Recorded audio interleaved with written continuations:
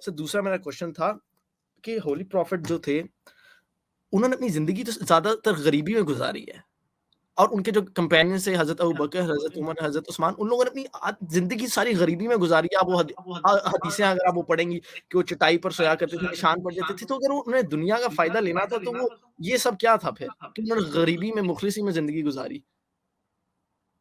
यार इसे कहते हैं अंडरडॉग स्टोरी। अच्छा। ठीक है, अंडरडॉग स्टोरी हमेशा जब कोई इंसान अब किसी अजमत के मुकाम पे पहुंच जाता है ना, जी, तो जी। उसकी स्टोरी को ज्यादा अपीलिंग बनाने के लिए उसको टोटली ऐसे बना देंगे कि बिल्कुल ही वो गुर्बत से निकला था और वो सूखी रोटियां खाया करता था।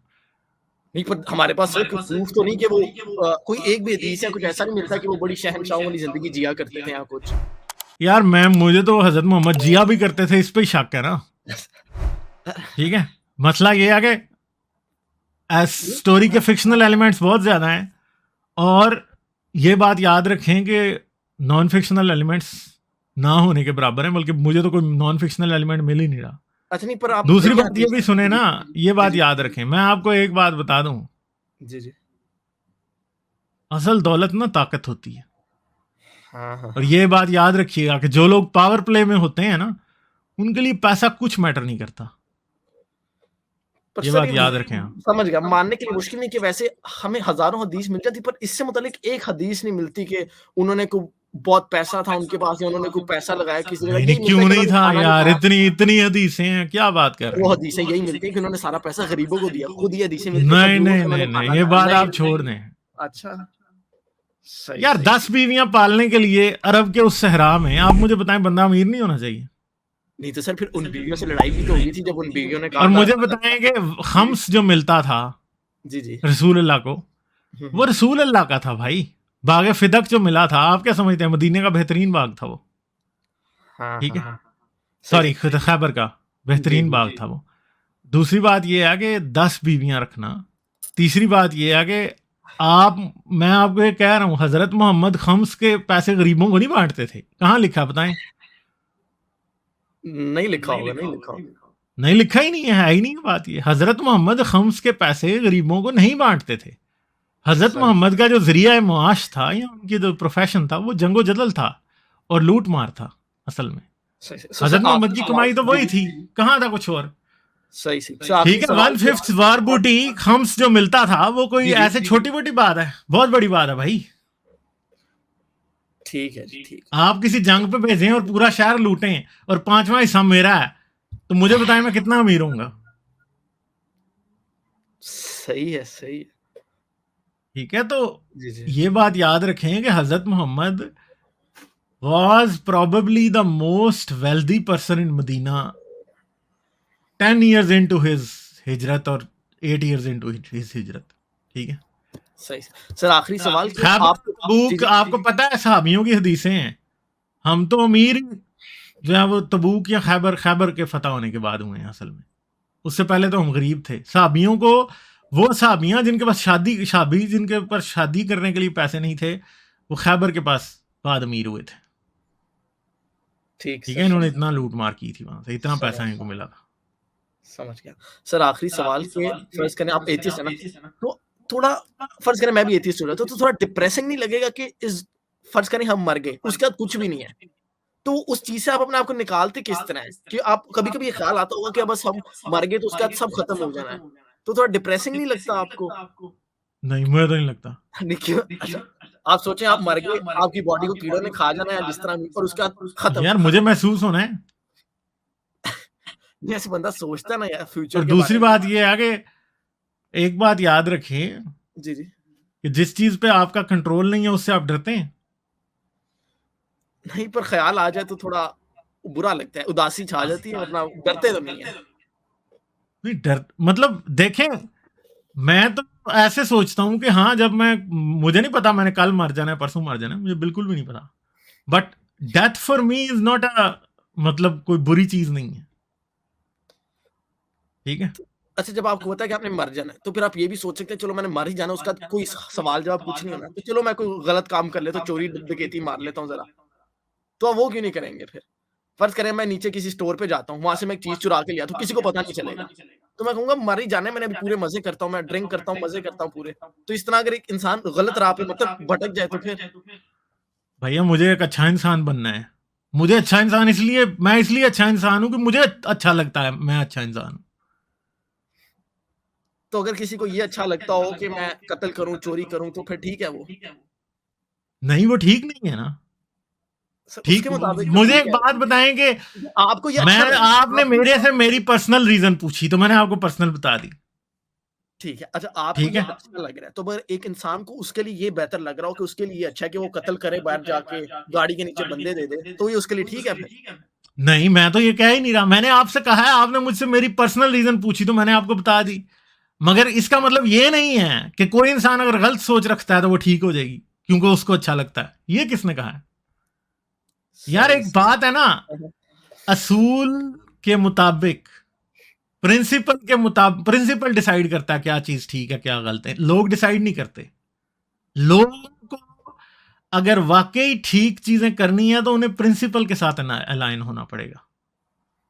मेरी जिंदगी का ना सिर्फ एक ही टेक है जो मैंने सीखा है अभी तक। जी, जी। वो ये है कि असूल सही होते हैं लोग गलत होते हैं। क्या बात है सर!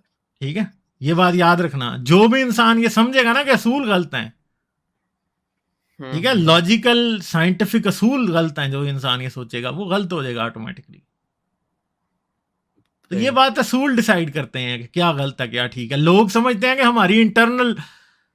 हमारा इंटरनल कंपस असूल के साथ अलाइन हो सकता है तो हम ठीक होंगे, वो अलाइन नहीं होगा तो हम गलत होंगे। इतनी सिंपल सी बात है। असूल क्या कहता है? असूल ये कहता है कि किसी दूसरे को तकलीफ ना दो।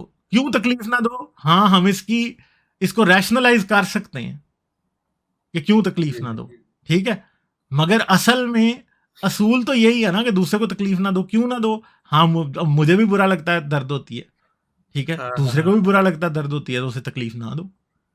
किसी का माल ना चोरी करो क्योंकि उसने भी बड़ी मेहनत से कमाया होगा। आपने मेहनत से कमाया हो तो कोई आपका ले जाए तो आपको बुरा नहीं लगेगा? उसको भी बिल्कुल, लगेगा, बिल्कुल। इसलिए ना करो। और बात यह है कि पूरी सोसाइटी में याद रखें, असूल सोसाइटी को देख के बनाए जाते हैं, इंडिविजुअल्स को भी देख के बनाए जाते हैं क्योंकि इंडिविजुअल सोसाइटी का पार्ट होते हैं।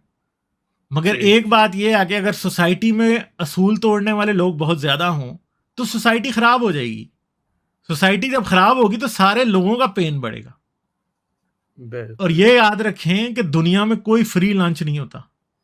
ठीक है, आइदर इंसान अपना खून पसीना बहा के पैसे कमाता है, कामयाबी हासिल करता है, या दूसरों की गर्दनें काट के उनका खून पसीना बहा के पैसे कमाता है, दौलत कमाता है। ठीक है, जी, जी। लेजिटिमेट तरीके भी होते हैं, इललेजिटिमेट तरीके भी होते हैं। इललेजिटिमेट तरीके हमेशा on the expense of others होते हैं। लेजिटिमेट तरीके ऑन योर ओन एक्सपेंस होते हैं। जाहिर बात है कि वो बिजनेस के तरीके होंगे और चीजें होंगी। वो कलेक्टिव गुड, उनसे बेहतरी पैदा हो रही होती है कहीं ना कहीं।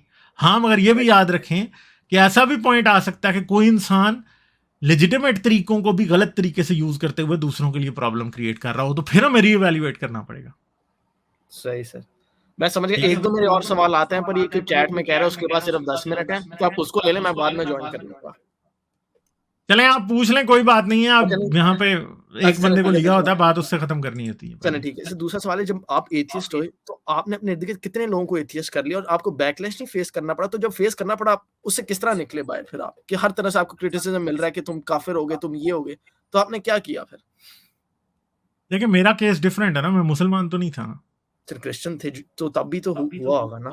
पहली तो बात यह है कि शुरू में मुझे खुद समझ नहीं आई क्योंकि जिस टाइम पे मैं हुआ था मेरे इर्द गिर्द कोई दुनिया का एथियस्ट नहीं था। ठीक है, और सही। मुझे ये भी नहीं पता था कि मैं मेरी जो सिचुएशन है उसे एथियस्ट कहते हैं।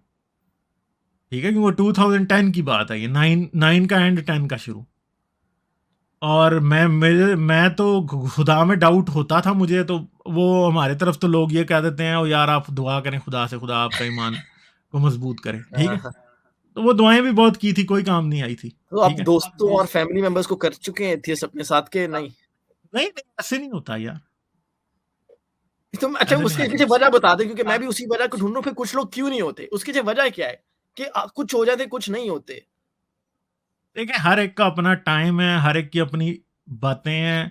मैं आपको एक बात बताता हूँ, हुँ, हुँ। आज मैं बहुत से ऐसे लोगों को जानता हूँ जिनके बच्चों की वजह से वो एथियस्ट बन गए। सही सही। ठीक है, हाँ ये बात याद रखें, जब इंसान अपनी जवानी में होता है ना, अपने जोबन पे होता है, तो वो चीज़ों को वैसे कंसिडर भी नहीं कर रहा होता, वो ठहर के सोच भी नहीं रहा होता। और एक और भी बात याद रखेंगे, बहुत से लोग होते हैं जिनके लिए मजहब इतना इंपॉर्टेंट ही नहीं होता कि वो उसे छोड़े, वो ऑलरेडी उसके अंदर इतने धंसे ही नहीं होते, वो बस उनके लिए शादी ब्याह जनाजा दुनिया में नेक नामी मजहब की वजह है। ठीक है, चर्च जाएंगे तो बड़ा सा चंदा देंगे, पादरी जो है उनके साथ साथ फिरेगा तो उनका सोशल स्टेटस बन रहा है, बस इसलिए। मस्जिद का मौलवी उनके पीछे पीछे घूम रहा है तो उनका सोशल स्टेटस बन रहा है। उन लोगों के लिए मजहब भी बिजनेस है, वो उसे कभी नहीं छोड़ते। ठीक ठीक। ये याद रखेंगे, बंदा वो मजहब को छोड़ता है जो सच्चाई और झूठ में यकीन रखता है और वैल्यू करता है उन चीजों को। सही सही। मेरे ख्याल में दुनिया में सबसे बड़ी वजह मजहब को छोड़ने की झूठ से नफरत है, एटलीस्ट मेरे लिए तो है। मुझे झूठ से सख्त नफरत है, मैं झूठ बोलता भी नहीं हूँ, ठीक है, और मैं झूठ बोलने में यकीन भी नहीं रखता, और मुझे झूठ बोलने वाले लोग बुरे लगते हैं। मुनाफिकत मुझे बुरी लगती है बहुत ज्यादा। मैं खुद मुनाफिक नहीं हूँ, मुझे दूसरे लोगों की मुनाफिकत भी सख्त बुरी लगती है। मैं अपने आसपास से मुनाफिक लोगों को गायब कर देता हूँ। सही सही। ठीक है, ठीक ठीक। गालिब भाई एक और छोटा सा सवाल, छोटा सा, आप गोस्ट में बिलीव करते हैं? ब्लैक मैजिक, पामिस्ट्री, एस्ट्रोलॉजी, इस तरह की किसी चीज में आपका नहीं चले? अच्छा, मैं आपको अपना एक पर्सनल एक्सपीरियंस बता देता हूँ कि मैं एक पामिस्ट के पास गया था कुछ साल पहले, और उन्होंने मेरा पास्ट और फ्यूचर सब बता दिया था। तो मैं आपको एक छोटी सी आपके सजेशन दे रहा हूँ कि आप अगर कोई पास्ट पामिस्ट या एस्ट्रोलॉजर हुआ ना, तो आप उनसे जाके फ्यूचर छोड़ें, क्योंकि फ्यूचर में कुछ नहीं बता देंगे। आपको ये पास्ट पूछना और वो आपको एग्जैक्ट इंसिडेंट्स बता देंगे। मुझे नहीं पता आपने इस एज तक अभी तक नहीं, अब आपको लग रहा होगा मजाक करने, चलिए एक छोटा सा मेरा कर दें, या मुझे ऐसा कर देना, मुझे अपने हाथों की पिक भेज देना, मैं आपको एग्जैक्ट आपके पास्ट का बता दूंगा, आपको किस साल में क्या आपका ब्रेकअप हुआ है, क्या मसला हुआ है, या किस साल आपने कंट्री चेंज की, वो सारा मैं आपको बता दूंगा। यार वो तो दुनिया को वैसे ही पता है किस साल कंट्री चेंज की, क्या हुआ। नहीं आपका अच्छा चलिए, आप इसीलिए मैंने कहा आप खुद किसी पामिस्ट को रीच आउट करके देखना, और उसके यार बाद आप देखें, मुझे बताना पामिस्ट, है। ये इस तरह के लोग ऐसे होते हैं, लोग इनका शिकार कैसे होते हैं। जी जी। वो एक ही स्टोरी होती है उनके पास, नहीं वो नहीं 10 लोग एग्जैक्ट सुने मैं ना यही यार। समझता था, मैं कह रहा हूँ, मैं यही समझता था, मेरे अभी कॉन्टैक्ट्स में तकरीबन 25-30 पामिस्ट होंगे। तो और मैं कह रहा हूँ वो सारों को एक चीज पता होती है, कुछ ऑब्वियसली गलत होते हैं, बट अगर आप किसी प्रोफेशनल के पास जाएंगे, आपको एग्जैक्ट चीजें बता देगा। और मेरा फ्यूचर एक्सपीरियंस इससे टोटल उल्टा है, मुझे बता रहा था टोटल झूठ, बात नहीं बताएं वो आप आपको फिर। गंदा पामिस्ट मिल गया होगा, कोई जाली मिल गया होगा। आप अच्छे से मेरी बात सुन के एक दफा कर लें, आप मुझे नहीं आपने भेजना, आप खुद किसी अच्छे को रीच आउट करें, और आपको खुद ही पता चल जाएगा कि ये चीज में क्या लॉजिक है। क्योंकि मेरा इस चीज की वजह से अभी भी इस तरह की चीजों पे ईमान है कि कोई पावर एग्जिस्ट करती है। और दूसरी बात देखिए, वो ईमान है ना, वो रैशनल बात तो नहीं है, और ये भी ईमान है आपका जो बोल रहा है। क्योंकि मैंने तो आपको कहा कि मेरा तो एक्सपीरियंस बिल्कुल उल्टा है। मैं आपको मुझे मेरे कहने पे उस बंदे ने कहा, एक्सपीरियंस करना है। ठहरे, मुझे उस बंदे ने कहा कि आप बहुत बड़े रिलीजियस लीडर बनेंगे। नहीं, लीडर तो आप बन गए, वैसे एक तरह से बस एथियज्म के लीडर बन गए। 180 डिग्री उल्टा है। आप खुदा की बड़ी खिदमत करेंगे, मैं तो खुदा की मालिश कर रहा हूँ लिटा के। सही। ठीक है, तो ये बात है। तो मैं भी उस टाइम बड़ा खुश हुआ। ये मेरे ख्याल है कोई 20-22 साल पहले की बात होगी। तो जो ब्लैक मैजिक के तावीज मिलते हैं लोगों के घरों से, वो क्या होता है फिर? यार उन्हें कहे मेरे पे करवा दें, देखते हैं काम करता है कि नहीं। अच्छा हाँ सही। पर अच्छा, मेरी एक दफा सुन लें, आप एक दफा आपने ये कोशिश जरूर करनी है, मुझे आपने भेजना नहीं, पर किसी पामिस्ट या एस्ट्रोलॉजी फिर भी चले, कुछ लोग कम मानते हैं, लोगों ने लाइव ये चीजें यार, मैं आपको लिटरली ये बात बता दूं, इस तरह के फॉर्च्यून टेलर मेरे से डर जाते हैं। इसके बाद मेरे एथिज्म के बाद भी हुआ है तजुर्बा। ठीक है, पाकिस्तान में एक हमारा एथियस्ट दोस्त था, उसने एक पामिस्ट से मिलवाया। पामिस्ट नहीं था, कोई इस तरह का टैरो कार्ड रीडर थी खातून। उससे भी मैं एक मिला था, और एक पामिस्ट से भी मिला था। उन्होंने इनकार कर दिया तो मुझे बताने से। आपने अपना बताया होगा ना थोड़ा बहुत, इस वजह से। नहीं बताया था। पता नहीं, मैंने 2-3 क्वेश्चन किए, कुछ भी नहीं बताया था। 2-3 क्वेश्चन किए, उससे बाद जो है ना, मैंने उससे 2-3 क्वेश्चन किए, उसको उसने हाथ देखने से इनकार कर दिया। सही। चलें ठीक है, चले, बस बहुत शुक्रिया गालिब, इतने सवाल थे। अगले वीक में फिर आऊंगा जरूर आपके पास। ठीक है जी, ठीक है, चलें। Thank you very much. Allah.